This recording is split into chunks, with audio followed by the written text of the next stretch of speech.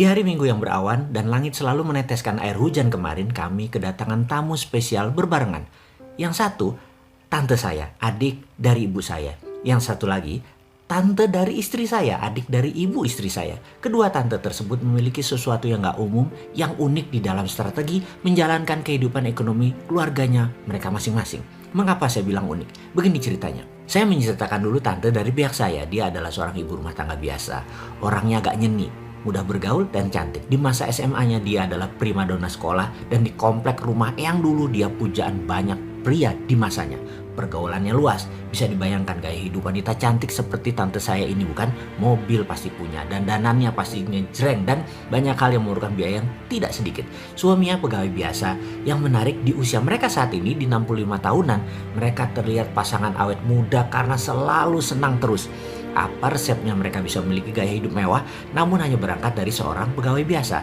Saya ingatkan sekali lagi, di awal pernikahan mereka sewaktu saya masih kecil tentunya, mereka menabung menyicil rumah di bilangan Tebet, Jakarta Selatan.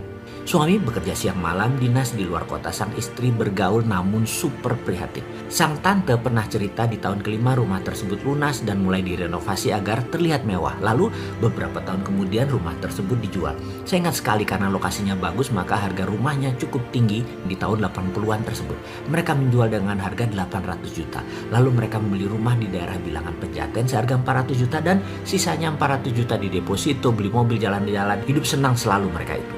Beberapa tahun kemudian di pertengahan tahun 90-an, mereka jual lagi rumah mereka di bilangan Pejaten tersebut seharga 1,5 miliar.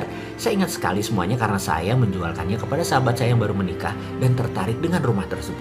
Lalu mereka beli rumah di bilangan Cinere, harganya sekitar 800 juta. Yang 700 juta mereka menikmati hidup mereka, beli mobil, deposito, jalan-jalan, itu aja kerja mereka. Dan ketika tahun 2000-an awal, di tahun 2002 kalau nggak salah, mobil dan lainnya mulai menipis harta mereka. Dan apa yang mereka lakukan?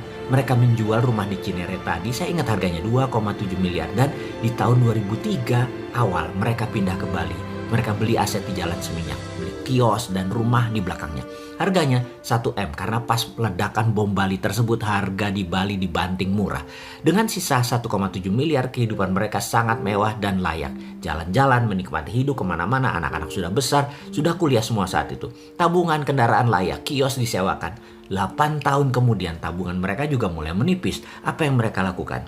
Kembali ke kebiasaan mereka, jual aset. Di tahun 2013 pas boom properti di Indonesia, mereka menjual seluruh aset mereka tersebut di Seminyak dengan angka sangat menakjubkan. Bali memang luar biasa. Saya tidak berani mengatakan atau menulis nilainya. Namun bagi sepasang suami istri pegawai biasa yang ringan menikmati hidup, maka cara mereka berdua menjalani strategi hidup benar-benar gak ada susah-susahnya. Mereka membeli aset besar di Ubud, 2 buah lagi, dan dari hasil penjualan aset tersebut mereka juga bisa membangun villa 10 unit.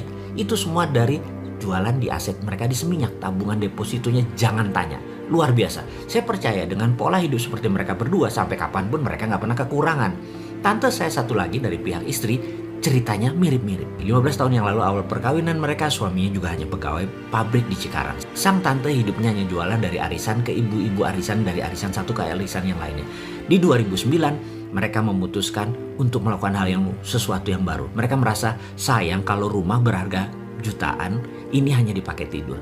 Lebih baik dijual, beli lagi di lokasi lain yang ada peluangnya untuk naik jauh lebih tinggi dari kenaikan rumah yang mereka tinggali sekarang. Rumah mereka di ujung gang, dijual di tahun tersebut, di 2009. Lalu dengan uang tersebut mereka membeli rumah dan merenovasinya.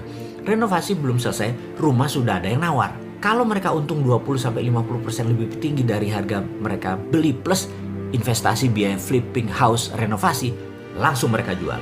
Pindah rumah lagi, beli rumah lagi, renovasi lagi. Dan sahabat, dalam waktu 11 tahun mereka sudah pindah 8 kali. Mereka percaya menjual rumah yang ditinggali jauh lebih cepat laku karena secara psikologis rumahnya terlihat cantik dan hidup. Karena itu mereka selalu menjual rumah yang mereka tinggali.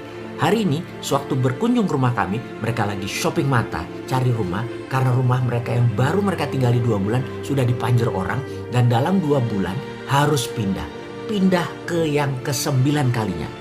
Yang saya tahu asetnya sekarang ya, jika dibandingkan 11 tahun yang lalu, itu saat ini sudah naik lebih dari 1000% atau naik 10 kali lipat ketimbang rumah mereka atau harta mereka di awal yang hanya sebagai tempat tidur. Sahabat semua, dari kedua hikmah tadi apa yang Anda dapat? Dan bisakah kedua cara itu Anda tiru?